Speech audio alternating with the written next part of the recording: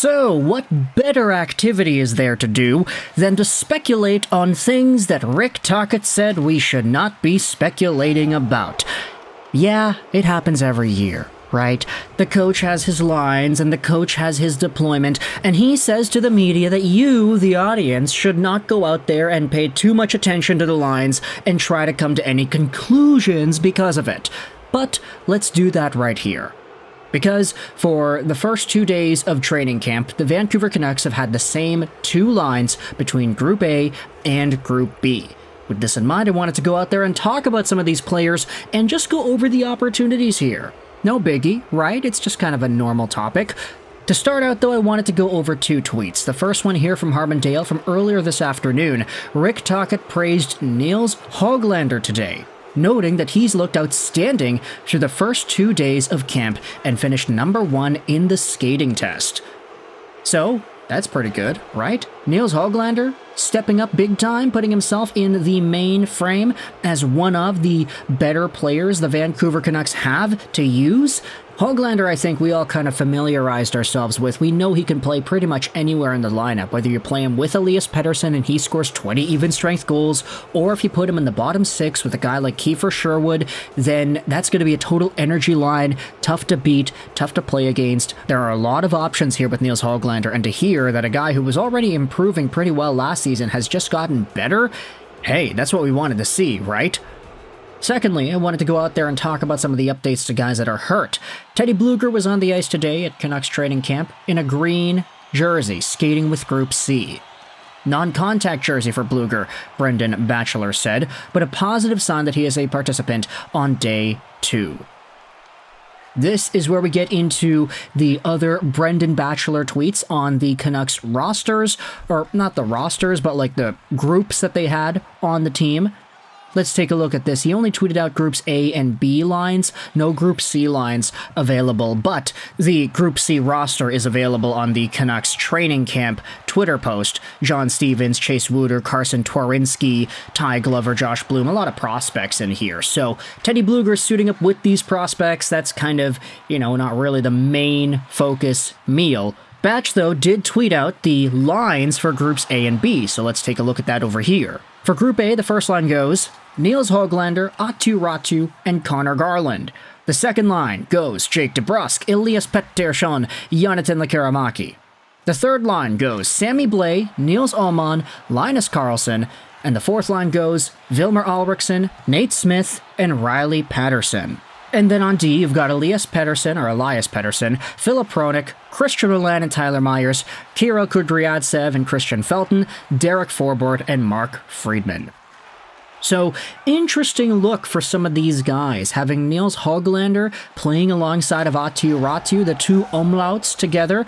You could have had Lekkerimäki there to have a triple umlaut line, and of course I'm referring to the two dots on top of the vowels in their names. But Räty getting chances to play with legitimate NHL talent, that's gotta be a good boost to his confidence. Obviously Räty was an AHL guy and he has been the past few years, but that certainly is something that I think could transpire into bigger and better things as his career goes on. Having DeBrusk and Pettersson together, that's not a surprise. Lekkerimäki, as we had talked about yesterday in the video, he's getting a big opportunity to play alongside of these players. So for Lekkerimäki, I definitely do think this is going to be huge. If he's able to stick around and provide a lot of what Daniel Sprong was projected to providing, and maybe even more defensive responsibility, who knows if Jonathan Lekkerimäki could legitimately challenge for a spot.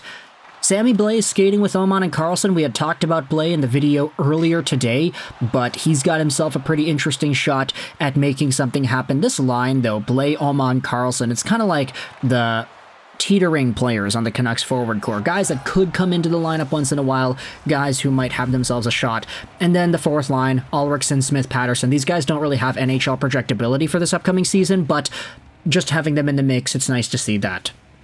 Then on defense, Elias Pettersson and Filip Hronek. It's nice to see that Pettersson and Patterson are on the same group, and Interestingly enough, having Elias Pettersson playing with an NHL guy should bolster up his confidence too. It's Pettersson and Räty, I think, that are getting huge opportunities here that we may not have expected. Like Lekkerimäki, I think it was kind of not surprising seeing him playing with NHL guys. But Elias Pettersson, hey, he's progressing a little bit better than a third-round pick usually does, so that's great to see. Christian Wolanin and Tyler Myers, I completely forgot about Wolanin. Like, that guy is still in the organization, and he can still produce a heck of a lot of points in the AHL level. Kudryavtsev and Felton, just another prospect pairing right there, and then Derek Forbort and Mark Friedman, two guys that can play meaningful bottom pairing minutes in the NHL. Let's go over to the Group B lines, as Brendan Batchelor went out there and tweeted as well. Danton Heinen, Miller Boeser, Arshdeep, Bains, Pia Suter, Daniel Sprong, Phil DiGiuseppe, Max Sasson, Kiefer Sherwood, Tristan Nielsen, Mueller, and Klimovich.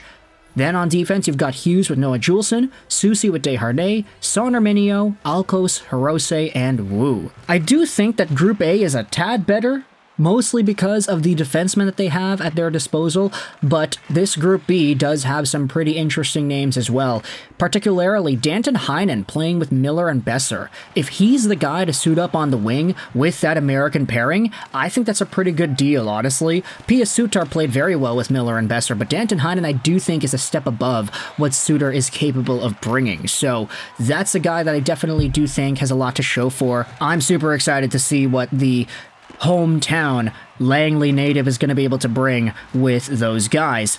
Then you have that second line, Bains, Suter, and Sprong.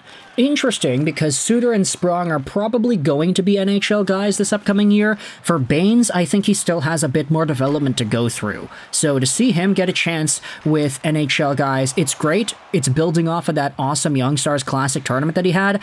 However, I do kind of question how far it's going to go, because Bains did have a cup of coffee with the Canucks last year. He didn't look great.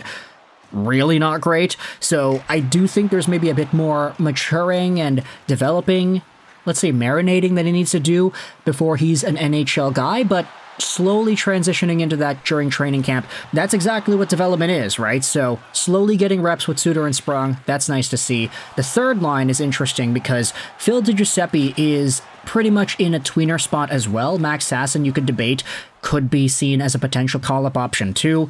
Kiefer Sherwood, though, I think he has to have a chance to be on this team full-time. He's too good not to, and he was too effective against Vancouver in the Nashville series to be passed over. So he's kind of like the NHL guy on that line. And then the fourth line, Nielsen, Mueller, Klimovich, that's just, you know, a prospect line. Not really going to see too much NHL action out of those guys this upcoming season. To see on defense, Hughes and Juleson suiting up together, that's nice because I like Noah Juleson when he's not rambunctiously chasing hits. He's a pretty solid defenseman, honestly, when he's not boneheadedly going out there and abandoning his position to go for the hit.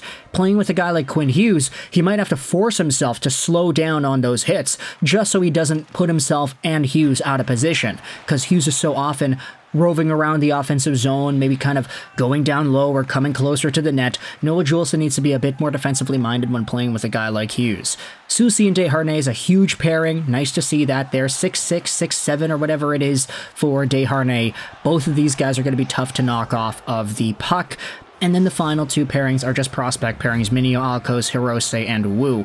Akito Hirose, I feel, has a lot more to show for, but I just don't think he's made that transition just yet to being more so what he's capable of being. So hopefully he's one of these guys that's able to take a huge step going into the next few years here. But honestly, who knows if that's going to happen, especially with the Canucks having so many defensemen available to them right now. It is going to be a pretty big kind of logjam of extra guys that could be possibly there. So let me know your thoughts in the comment section below about the Canucks camp lines that we had seen.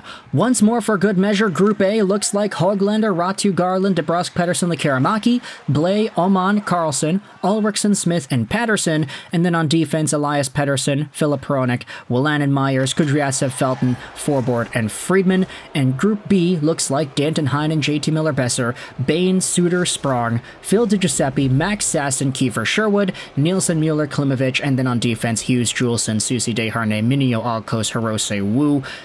Then there are some goaltenders as well that we didn't talk about, but they're listed here. Artur Silovs and Jari Patera was on Group A, and then on Group B, you had yourselves Dylan Ferguson and Nikita Tolopilo. So that's what the groups look like. Let me know your thoughts in the comment section below about the Canucks lines so far into training camp. I hope you enjoyed this video. And bye.